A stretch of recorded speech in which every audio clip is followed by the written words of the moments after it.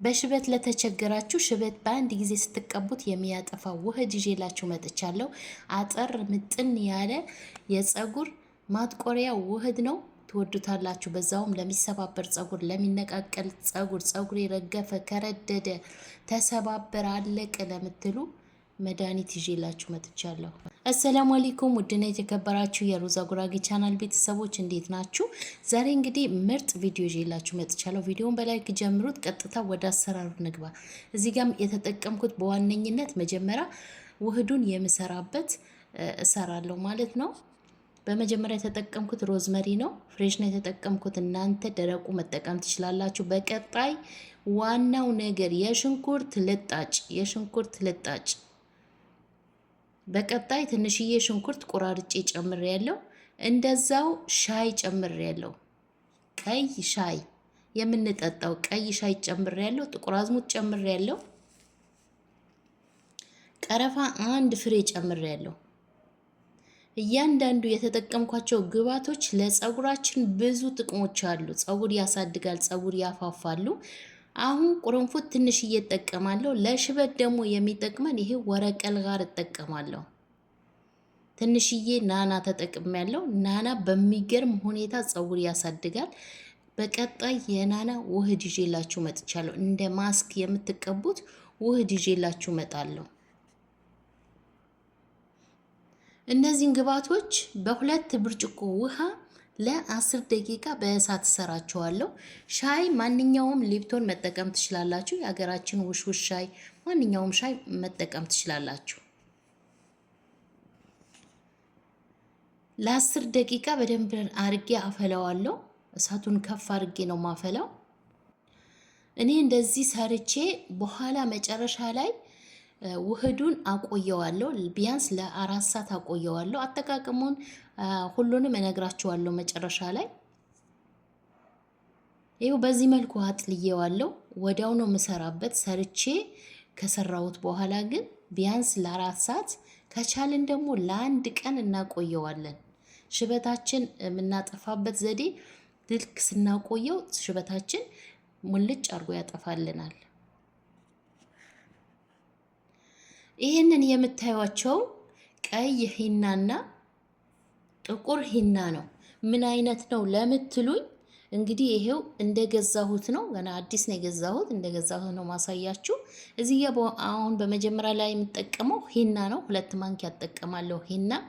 ጥቁሩ ሂና ደግሞ አሳያችኋለሁ። 1 ማንኪያ ቡና ጨምራለሁ። ይሄው ጥቁሩ ሂና ይሄንን ይመስላል። ትንሽ ነው የሚለዩት ከቀዩ ሂና ትንሽ ነው። ይሄ ጠቆር ይላል ትንሽ። ቀዩ ደግሞ ልክ እንደ አረንጓዴ ነው። አያችሁት? ልክ ሂና ይመስላል። ጥቁሩ ሂና ግን የሚለያቸው እናንተ ጥቁር ሂና ብላችሁ መግዛት ይጠበቅባችኋል። አያችሁት? ጥቁሩ ሂና ትንሽ ጠቆር ይላል። ያኛው ደግሞ ትንሽ ልክ እንደ ሞሪንጋ አረንጓዴ ነው። 2 ማንኪያ ጨምሬያለሁ። ጥቁሩ ሂና 2 ማንኪያ፣ ቀዩ ሂና 2 ማንኪያ፣ 1 ማንኪያ ቡና። እኔ ኔስካፌን የተጠቀምኩት። እናንተ የሀገራችን ቡና መጀመሪያ ላይ ከውሃው ጋር ማፍላት ትችላላችሁ። የኔ ግን ደቃቅ ስለሆነ ኔስካፌን የተጠቀምኩት። ችግር የለውም፣ እንደዚህ እጠቀምበታለሁ። ይሄንን ዘይት ባለፈ ሰርቼዋለሁ፣ ገብታችሁ ማየት ትችላላችሁ። በራሴ በሰራው ዘይት ነው የምጠቀመው። አያችሁት? ዋው! መጀመሪያ ላይ በዘይት ነው መበጠብጠው፣ አይጓጉልባችሁም። እንደዚህ በዘይት ስትበጠብጡት በኋላም ስትቀቡት ለፀጉራችሁ ብዙ ጥቅም ታገኙበታላችሁ። ደግሞ አይጓጉልባችሁም። ልክ እንደዚህ አያችሁት? በዘይት ራሱ ብቻውን በጥብጣችሁ መቀባት ትችላላችሁ።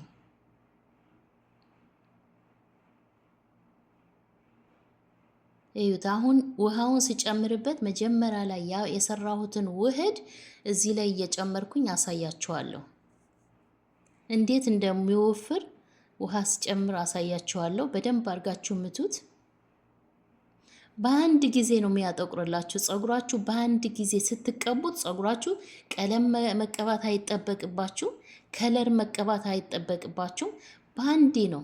አሁን እጄ ላይ ትንሽ እንደዚህ ባቆየው ወዲያው ነው የሚጠቁረው።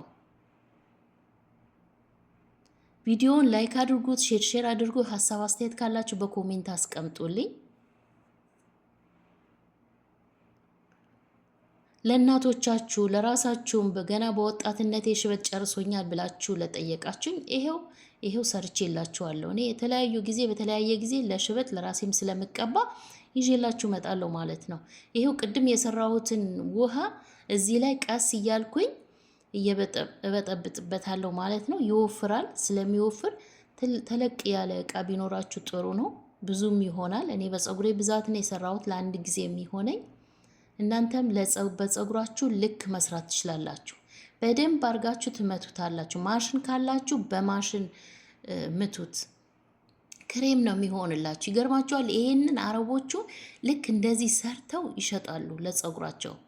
ትልቅ ካምፓኒ ያላቸው ልክ እንደዚህ የሚሰሩበትን ማለት ነው። ምንም ነገር የተለየ ነገር አይጨምሩበትም።